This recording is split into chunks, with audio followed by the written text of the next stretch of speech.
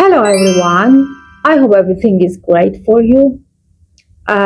Today I wanna read a simple text with full of simple present structures.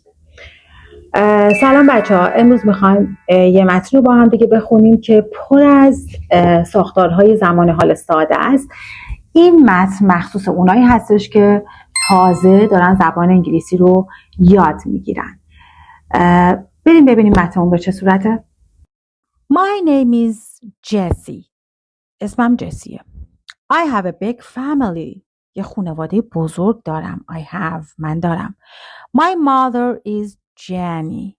مامانم اسمش جنیه. She's 45 years old. اون 45 سالشه.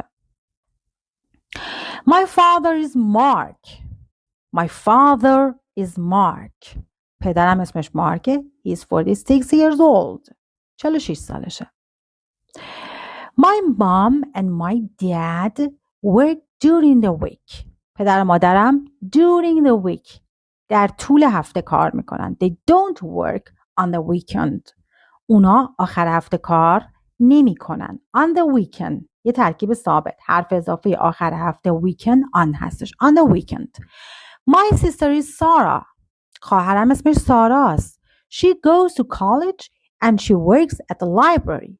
اون به کالج میره. go رفتن. به کالج میره و توی کتابخونه کار میکنه. At the library. We live in a house.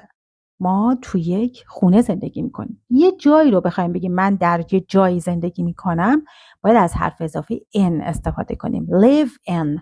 I live in Gorgon. Okay? And the last sentence. آخرین جمله. We like watching movies and dancing.